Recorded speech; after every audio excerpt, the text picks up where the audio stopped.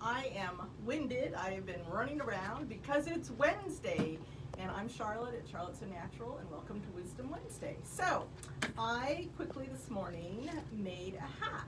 I have been inspired by this. I've run into this hat several places on the internet, on other people's sewing blogs, sew-alongs.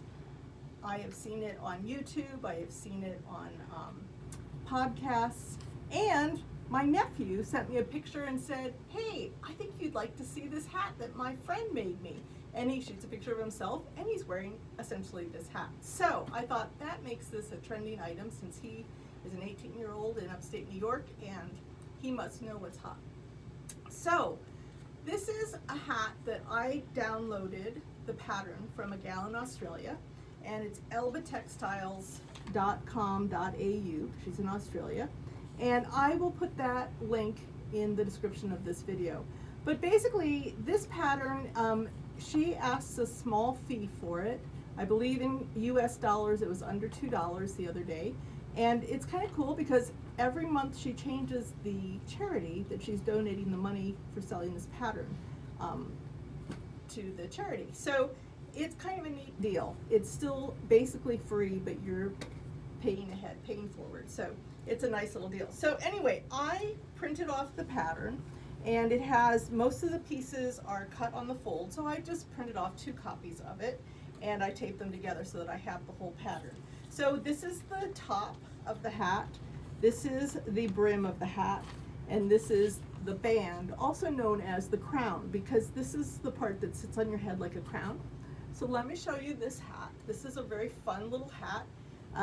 It's called a bucket hat or a fisherman's hat, and it has been around forever. I think of, when I see this hat, I think of Henry Fonda in On Golden Pond, so that probably dates me there, and it brings a tear to my eye. So anyway, but the kids are wearing this hat, and if you are tired of making masks or would like have scraps left from making masks, this is a good next project for you. Not quite jumping into a quilt, but let's do a hat. So I started with this wonderful fabric from Moda, and this is a pre-patchworked. It's beautifully finished. Look at how gorgeous this is on the inside. All of these seams are finished, so they're stitched, double stitched, they're edge stitched, and they're serged. And this is not an expensive piece of fabric by any means. It's $18.99, but all the work has been done for you. It's a very nice, soft collection of woven cottons. They're Boro cottons, and they have a little bit of history to them too, Japanese history. So anyway, I started with that because my nephew Alex's friend had patchworked her own, and she had patchworked it using scraps of upholstery and quilting cottons mixed. So that was kind of a fun thing. But anyway, so I started with this. I have pulled some other fabrics from here in the store. These are canvas fabrics, and I pre-shrunk them. You can see I've pre-shrunk them all. And I've just made this mix of these cotton and linen fabrics. And then I pulled a quilting cotton fabric that's nice and soft, that's going to coordinate with those, and that's going to be my lining of my next hat. And then I cut a piece of interfacing, and I started working on doing a patchwork. So I just cut shapes, cut a strip, and then cut some wedges, and I just started essentially quilting through this piece of interfacing, and I'm just creating a patchwork. I'll trim the edge. That'll be the finished size of this brim. So you can do that with scraps that you have. You could do it out of whole entire pieces. And these hats are great for any gender and any age. They truly are. Now this is just a great piece of fabric. I'm afraid to say this, but it's La Media Vuelta. I think it has something to do with Day of the Dead, which again, I don't speak Spanish, so I don't want to blunder it out. But anyway, this is just very fun artwork. Again, it's on a cotton canvas. It's from Alexander Henry Fashion for Home collection. So it is a very nice fabric. Here's another one, Frida Kahlo. And again, just a fun, this would cut up into just a really fun hat. or a bag. If you want to do a bag, we've got bags too, so don't let me forget the bag patterns. So they're kind of fun bags. But this is the hats I think is really on trend. And again, if you need gifts coming up, if you want to really wow your grandkids or your next door neighbor or your anybody, your yard guy, make them a hat.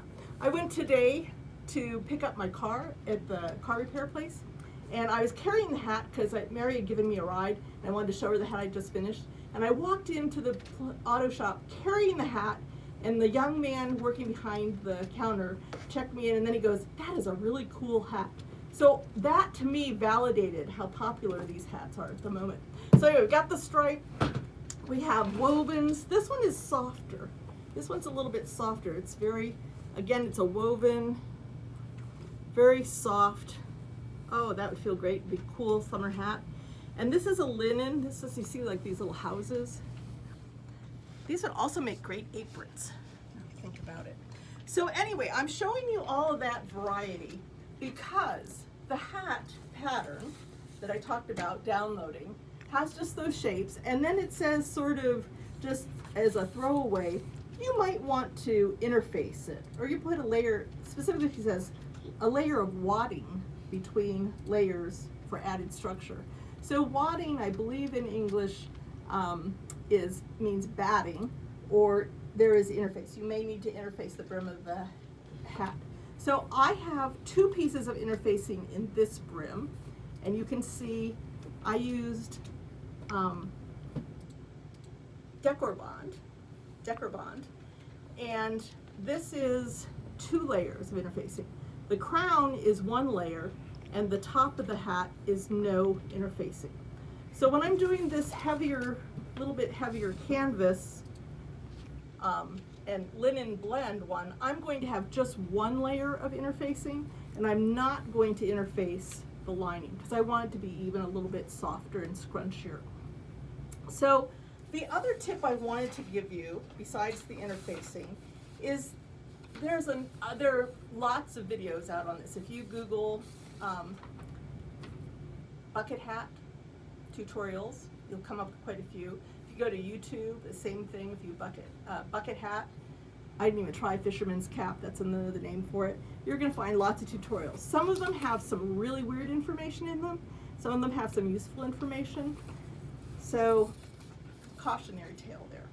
So what I wanted to share with you though is that once you are sewing this hat together, I'm showing you with an uninterfaced pieces. So this is the crown, and I've sewn the 2 pieces together, which started out like this. So this is cut on the fold. I again taped together 2 pieces. I'm making the medium. This pattern comes extra small, small, medium, and large. And you sew it together, press open the seams, and then you have the circle, which is the top of the hat. So they kind of show it like this. In reality, I want you to think of this as a plate. And we're going to put the plate down, and we're going to put things on top of the plate. That's how I want you to remember it. In this case, I'm thinking of this as sort of a cup. This is sort of a cup. So we're going to make the cup on top of the plate. So I have my right sides together. So I have the wrong side down of my top. Now I have my pieced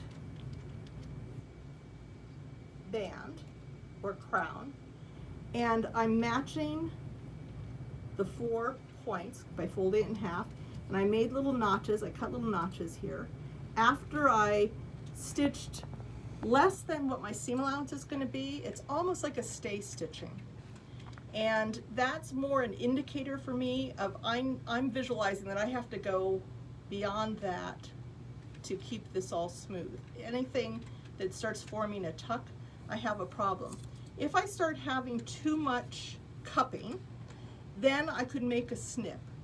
There's a very good video out there, tutorial, that is very good, except that, in my opinion, she does this unnecessary thing where she cuts lots of wedges out of this area. Now, seriously, if you need a little bit more space, if you need this to lie a little bit flatter, but you can see mine is laying very nice and flat, but if you need to, just snip up to that stitching line, and then as you smooth it down, it's going to make a wedge looking shape, but you haven't cut away anything, you've just made a snip.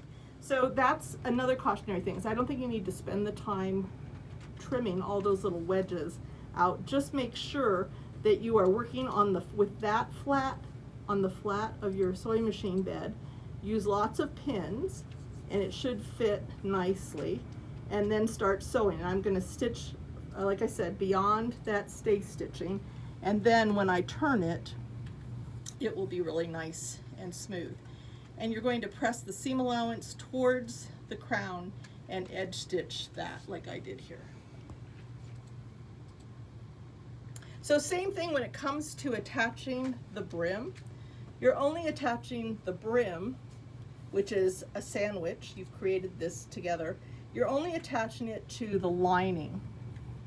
And again, so you're going to do it just the exact same way. This is the plate. This is what's flat on your surface. You have this on top of it, so this is what you're looking at, the wrong side of that, and this is on top of your plate. And that's what you stitch all the way around. When it comes to finishing this off, this is, the edge has been folded under. You just set it down over there and then you top stitch it on top. So it's very easy to finish, and I think they're awful fun to wear.